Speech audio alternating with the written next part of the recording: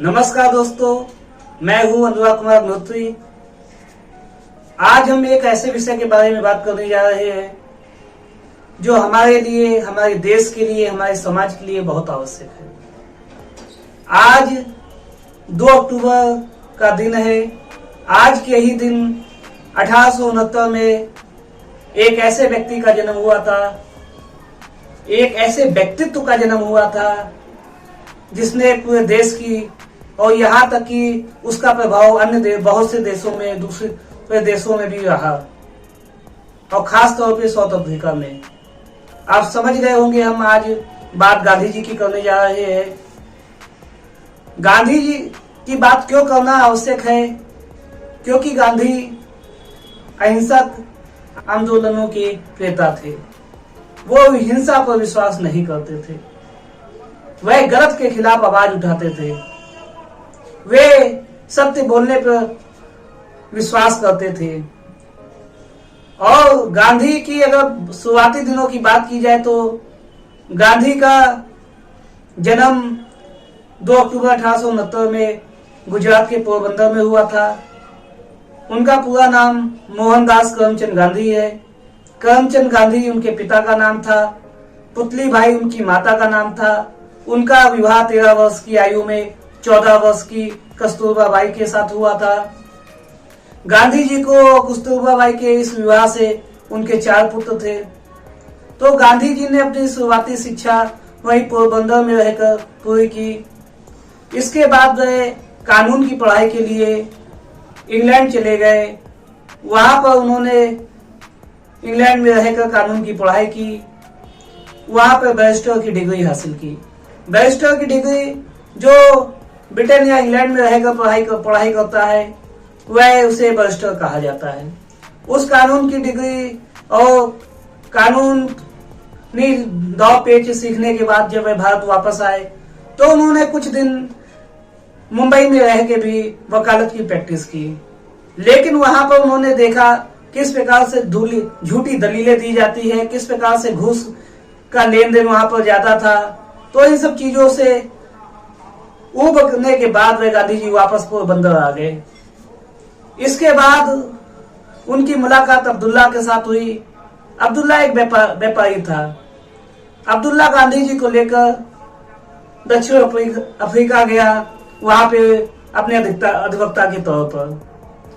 गांधी जी को डरबन में जाने में लगभग 6 महीने का समय लगा। उस समय उन्होंने बहुत सी चीजें लिखी, बहुत सी चीजें समझी। डरबन में जाने के पास उनको एक नया अनुभव प्राप्त हुआ। और दक्षिण अफ्रीका में भी उस समय ब्रिटेन का एक उपनिवेशक था, वहां पर भी अंग्रेजों का शासन था। वहां पर भारत से ज्यादा उस समय भारतीयों की स्थिति गड़बड़ थी। वहां पर जाने के बाद सबसे पहला कांड उनके साथ तब हुआ जब उनके पास फर्स्ट क्लास की टिकट थी। वह ट्रेन में बैठे थे जाकर अपने फर्स्ट क्लास की कंपाउंड में। लेकिन उसके बाद वहां पर अंग्रेजों ने आके उनको कहा कि आप यहां से जाइए, 3rd क्लास में जाइए, क्योंकि उस समय भारतीयों को फर्स्ट क्लास में सफर करने की इजाजत नहीं थी। गांधी जी ने जब इसका विरोध किया तो उन्हें धक्के मार के ट्रेन से बाहर कर दिया गया। और उसके बाद वहां पर निकलने आने जाने वालों की ठोकरें भी गांधी जी ने खाई। ये गांधी जी के साथ साउथ अफ्रीका में ये सबसे पहला एक नया अनुभव था। इसके बाद ऐसे बहुत से अनुभव हुए जो आज हम केवल दक्षिण अफ्रीका में गांधी जी के साथ हुई चीजों को ही विषय में बात करेंगे, क्योंकि भारत में रहने जब आए थे गांधी जी तो हम लोगों को बहुत सी बातें उनके विषय में पता है। लेकिन आज हम साउथ अफ्रीका में क्या हुआ, गांधी जी ने किस प्रकार से नागरिक आंदोलन के प्रेरणा स्रोत बने, भारतीयों की जो स्थिति थी वहां पे उसको सुधारने का उन्होंने गांधी जी ने प्रयास किया, आंदोलन किया उसके लिए। ये तो आपको हमने बताया ट्रेन वाला किस्सा एक क्या हुआ। तो गांधी जी को वहां की स्थिति समझ में आ गई, किस प्रकार से अंग्रेज भारतीयों से नफरत करते हैं। इसके बाद एक और आपको किस्सा बताते हैं। जब वह एक मजिस्ट्रेट की कोर्ट में बैठे हुए थे तो उस समय वह पगड़ी पहने थे। उनके साथ कई मुस्लिम लोग भी वहां पे बैठे थे, पारसी लोग भी बैठे थे, वो लोग भी पगड़ी पहने हुए थे। लेकिन मजिस्ट्रेट ने उनकी तरफ सीधे इशारा करते हुए कहा, आप अपनी पगड़ी उतारिए। गांधी जी एकदम से अचानक चौंक गए ये मजिस्ट्रेट ने उनसे ये सीधे सीधे बात उन्हीं से क्यों कही, क्योंकि उस समय और भी पगड़ी पहने लोग बैठे थे। गांधी जी ने जवाब में हमने कहा कि मुझे समझ में नहीं आ रहा है कि मुझसे ये पगड़ी उतारने के लिए क्यों कहा गया। तो मजिस्ट्रेट गुस्से में आके बोला, आप पगड़ी उतारिए, जल्दी उतारिए, तुरंत उतारिए, इशारा करते हुए बोला। गांधी जी वहां से गुस्से में उठे। उसके बाद वह न्यायालय से बाहर निकल आए, जिसके बाद अब्दुल्ला भी उनके पीछे पीछे, जो जिनके अब्दुल्ला वकील थे गांधी जी, वो भी पीछे पीछे उनके भाग के गए और वहां पर कोर्ट परिसर में उनको रोका और गांधी जी को समझाने की कोशिश की क्यों उनसे ही केवल पगड़ी उतारने के लिए कहा गया।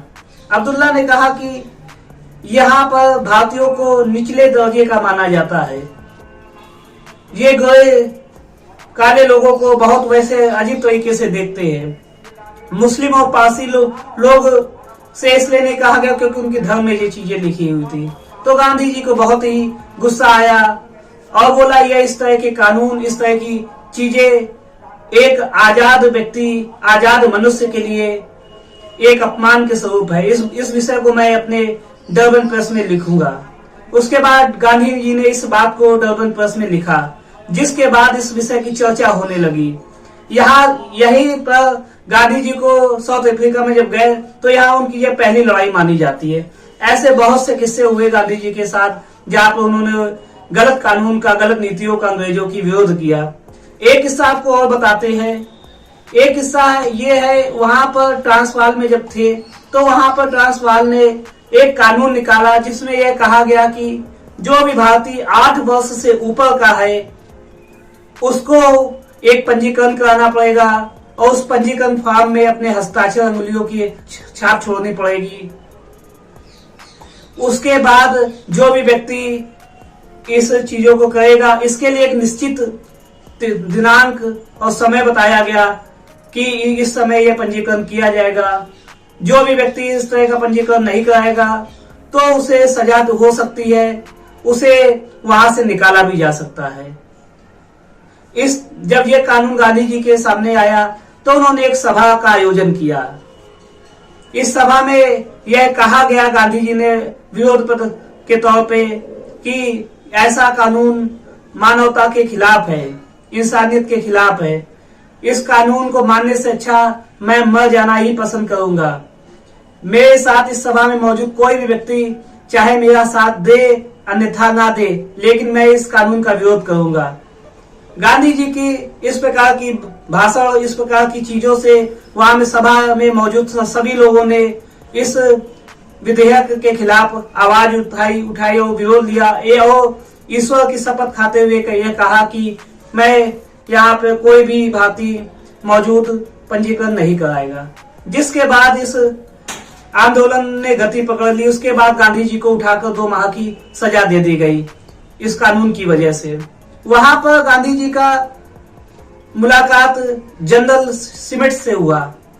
सिमेट्स ने गांधी जी को आश्वासन दिया कि यदि सभी भारतीय पंजीकरण करा लेंगे अपना स्वेच्छा से तो वह इस कानून को स्वयं ही रद्द कर देंगे। तो गांधी जी ने भी अपने लोगों से बात की जेल में निकलने के बाद और उन्हें समझाने की कोशिश की, अगर हम ये इस तरह का पंजीकरण करेंगे तो जनरल सिमेट्स ने हमें आश्वासन दिया कि वह इस तरह के कानून को वापस ले लेंगे। तो गांधी जी ने जाके वहां पर अपना पंजीकरण कराया, जिसके बाद वहां पर सिमेट्स ने अपनी बात से मुकर गया और अपनी कही हुई बात से को नहीं माना और कानून को रद्द नहीं किया। जिसके बाद गांधी जी ने फिर आंदोलन को छेड़ा और एक नए तरीके से सब नए आंदोलन, नई तरीके के आंदोलन को वहां पर उन्होंने करना प्रारंभ किया। गांधी जी ने यह इस आंदोलन में रखी बातें कि जो जिन लोगों का पंजीकरण हो चुका है वह अपना पंजीकरण फॉर्म सार्वजनिक तौर पे जलाएंगे। गांधी जी के इस कहने पर, इस प्रस्ताव के बाद वहां पर इसका विरोध होने लगा और सभी लोगों ने, जिन लोगों ने अपना पंजीकरण स्वेच्छा से कराया था, उन लोगों ने उसे जलाना आरंभ कर दिया। इससे अंग्रेज सरकार और भी ज्यादा उनके खिलाफ हो गई। उन्होंने एक ऐसा और कानून लेके आए जिसमें ये था कि किस प्रकार से भारतीयों को यहाँ पर ट्रांसवाल में बसने से रोका जाए। तो गांधी जी ने उस कानून को भी इस सविनय आंदोलन में शामिल कर लिया। इस प्रकार से हम देखते हैं कि गांधी जी ने प्रत्येक चीज पर, प्रत्येक बात पर बुराई जहां पे थी उसका विरोध किया, गलत का हमेशा विरोध किया। इसलिए गांधी की बात करना यहाँ पर आवश्यक है। दोस्तों ये तो केवल गांधी जी के चंद किस्से हैं, ना जाने ऐसे कितने किस्से गांधी जी के साथ जुड़े हुए हैं जो हमें कहने पे मजबूर करते हैं कि ये हमारे राष्ट्रपिता है। गांधी जी को एक और जानने वाली बात है कि गांधी जी को सबसे पहले राष्ट्रपिता सुभाष चंद्र बोस ने कहा था। दोस्तों मुझे पूरा यकीन है कि आज इस छोटे से वीडियो के माध्यम से आप समझ गए होंगे कि गांधी हमारे लिए क्यों महत्व है, गांधी को क्यों आगे बढ़ाना चाहिए, गांधी की विचारधारा को क्यों आगे बढ़ाना चाहिए, गांधी के व्यक्तित्व को क्यों अपनाना चाहिए। गांधी एक ऐसे व्यक्ति हैं जिनके आचरण को हम अपना के गलत का विरोध कर सकते हैं और अहिंसक होके भी हम अपनी बात मनवा सकते हैं। ये गांधी ने किस प्रकार से भारत की आजादी में अपने महत्वपूर्ण हिस्सा लिया और उसको आजाद कराने में महत्वपूर्ण योगदान दिया। और गांधी जी ने साउथ अफ्रीका में किस प्रकार से नागरिक आंदोलनों को जन्म दिया, उनके प्रेरणा स्रोत बने और कई कानूनों को रद्द कराया। ये हमारे लिए एक बहुत बड़ी बात है कि गांधी हमारे देश में पैदा हुए, गांधी हमारे बीच के थे। दोस्तों अगर आपको मेरे इस वीडियो से संतुष्ट है तो गांधी की चीजों को आगे बढ़ाइए। बहुत बहुत धन्यवाद। जय